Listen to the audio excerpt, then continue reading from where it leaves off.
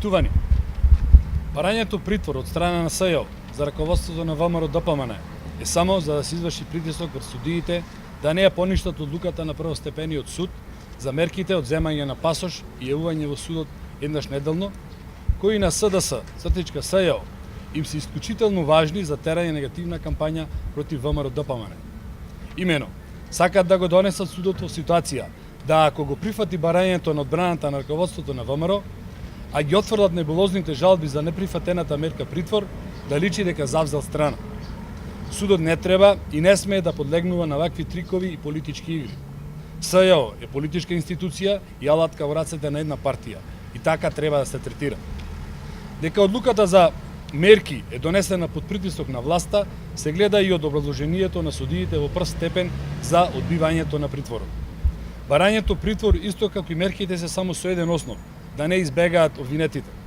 Судот, кога е образлагал во решението одлуката да не донесе мерка притвор, дал доволно објаснување дека обвинетите нема да избегаат, од што станува јасно дека судиите во прв степен изрегле мерки само за да си купат собствен мир од можни медиумски напади од власта и медиумите блиски до власта, како и од заканите на Заев дека ќе менува судии.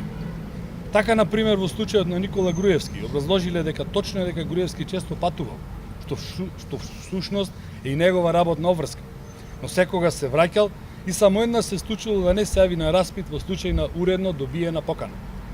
Тука пропуштиле да напишат дека дури и во тој единствен случај, адвокатот на Груевски уредно го извести СЈО за недоаѓањето заради претходно планирано патување и отвореност да се дојде во друг термин.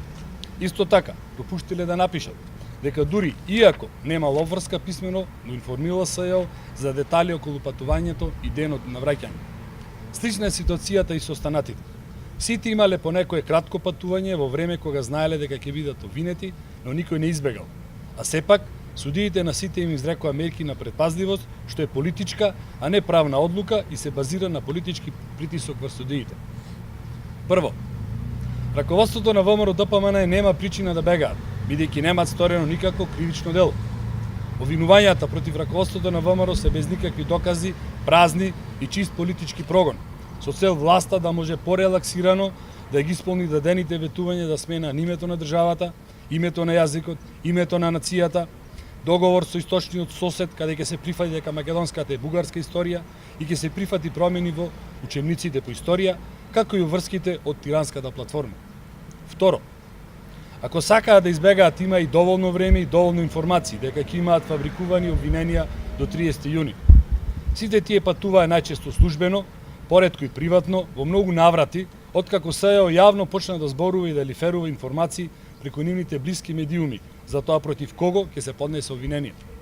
Сите до еден знае исто како и целата јавност дека и покрај тоа што немаат вина ќе добијат обвинение. Патуваа и се враќаа. Јасно е дека никому не му паѓало на памет да бега, а ако сакале имале многу прилики при патувањата да не се вратат. Трето, јасна е намерата на СЈО со притисок врз судот ВМРО ДПМН да се стави во неравноправна положба, особено пред следните локални избори.